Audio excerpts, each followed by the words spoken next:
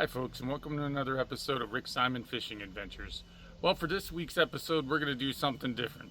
For a long time, we've been planning on doing some underwater footage, so we decided to do that. It was a perfect week to do it because it's in the 90s and almost 100 degrees every day, and the fish, they're kind of a little bit, skittish and whatnot. They're not really biting too hard. They're a little bit, they're not really hungry. It's like humans. They don't really want to eat too much when it's in the 90s, so to compensate for this, we also decided to do some underwater footage, which Wayne has done on his paddleboard. So we're going to show that to you in this episode. So we're trying to diversify, and over the next few months, you're going to see with our channel, folks, that we do some different things just to make the channel more interesting at certain times of the year when maybe the fishing isn't quite as good, or the weather changes and stuff like that. So we hope that you enjoy this.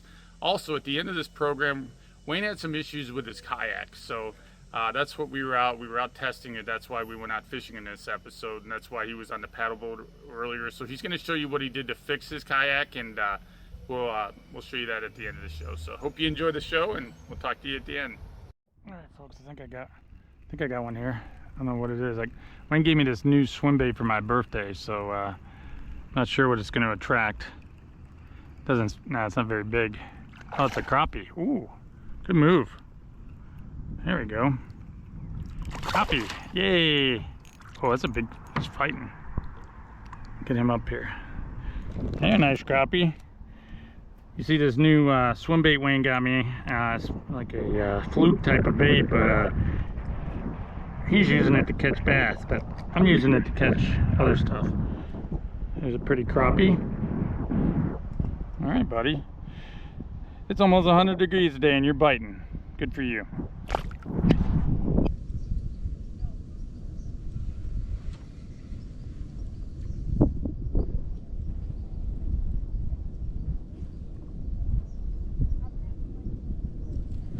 There we go.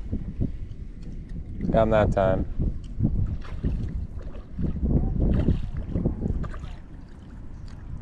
It's a crappie. There we go, folks. Oh, crappie. Could hardly even tell he was biting. Oh, all right. Okay. I just grab these things like bass, even though they got small mouths, but that is a crappie. Nighttime crappie. They like to bite this time of night. This guy's really pretty. He's got like emerald in him. All right, buddy. We'll let you go. See ya.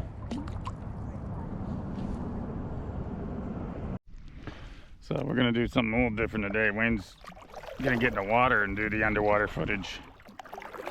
A little talk with him after that last episode that Rick Simon Fishing Adventures expects a little bit more from their employees.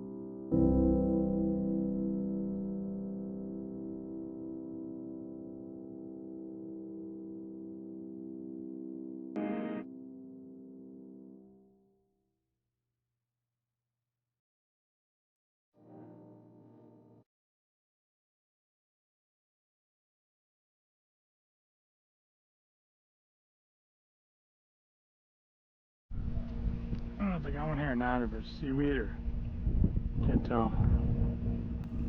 It's hard to tell. I might have something. Yeah, I got something. Might be a crappie. I think it's a crappie. No, is it a crappie? Yeah, it's a crappie. All right. Good. Nah, not a huge crappie, but that's what I'm looking for. It's hot today. You're not as big as the crappie I caught yesterday.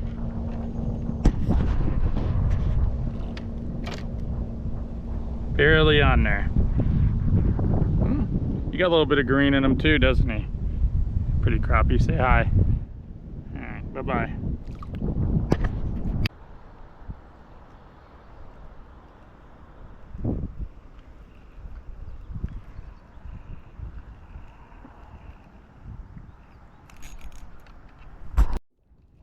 Right as I was winding in, he got me right in the weeds. Oh, it's this little bass. All right. He hit it right as it was coming into the weeds. Alright. Alright, folks, I got one here. It feels like a crappie.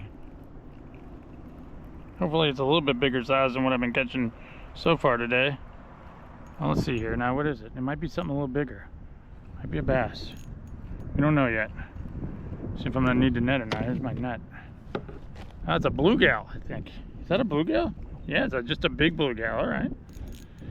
Bluegills always fight more than the crappies. If you see the episode I had a few weeks ago, I mean, I thought I had a big crappie on. All right, buddy. I respect you. You're very pretty. But look at the orange.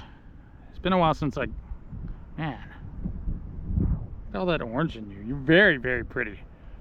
Yeah. All right. Take care. It was nice meeting you.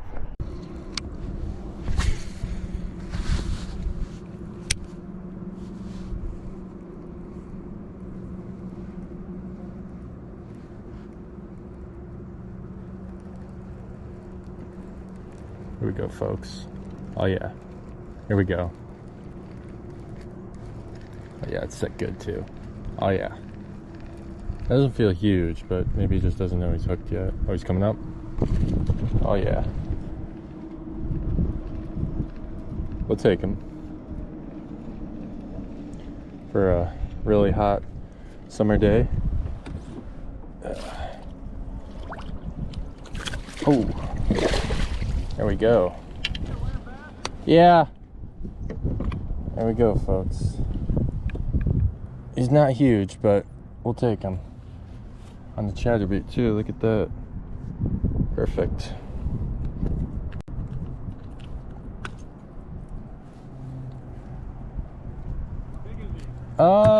It's probably about 12 inches or so. He's not a giant, but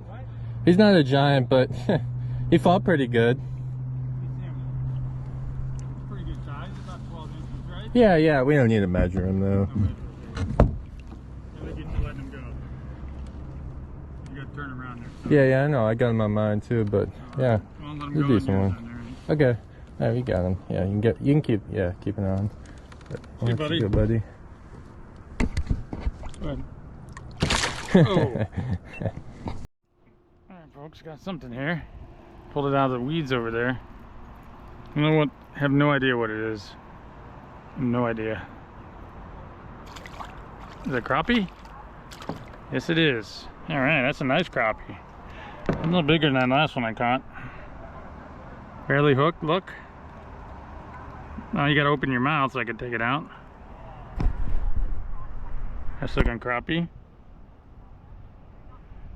See, they got the green colors in them, folks, this time of year. Still a little bit of yellow. What a beautiful fish. See how he bends his tail? All right, I'll see you, buddy. Take care. I saw him jumping over there, folks, and I nailed him. All right, it's a bass. It's going through the weeds to see if I can get him. Here he comes. There we go. There we go. I'm gonna nail this guy. Yeah, I saw him jumping. He was making a big fuss, so I said, all right, I'll throw it in there. Almost got stuck in. Oh, jeez, he's really getting that fight. Is he stuck on something? Yeah, he's better, a bit bigger than I thought. All right, there you go. All right, now he's not as big as I thought, but is that another one? No, it's a beaver. The beaver's right next to me. Oh no, we could have a problem here. All right, where'd he go? Beaver's like right here, folks, so. All right, nice little bass. Got some nice gut on you for a little guy. See ya.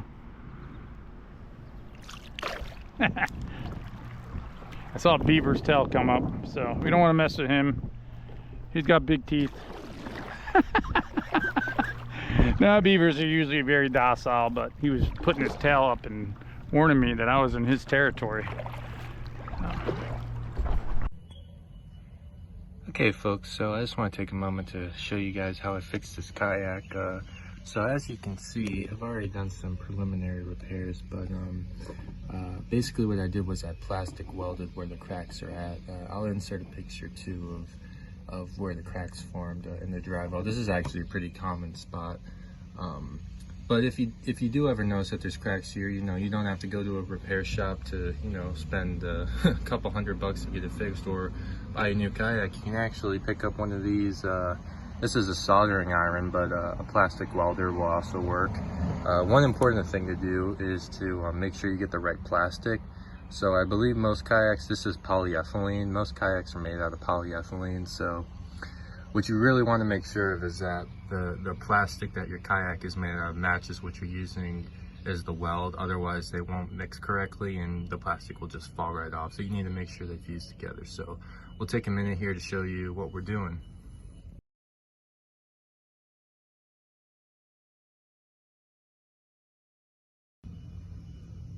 Okay folks, so as you can see, I'll also say this is a bit of a disclaimer. I'm outside right now. Wherever you're doing this, you want to make sure you're in a really well ventilated area, especially when you're doing this with plastic.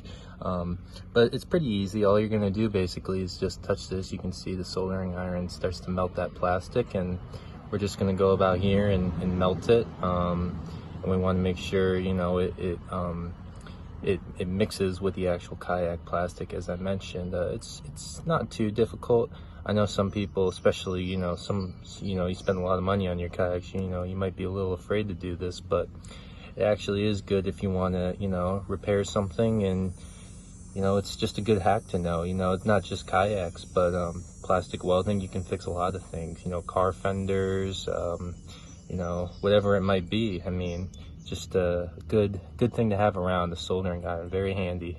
So we're just going to do this, finish melting this and sealing everything up, and then we'll show you the finished product. Alright folks, so here you can see the finished product. The most important thing is, one, you cover the actual cracks themselves. You can also sometimes, if they're larger cracks, you can drill a hole to stop the cracks from spreading.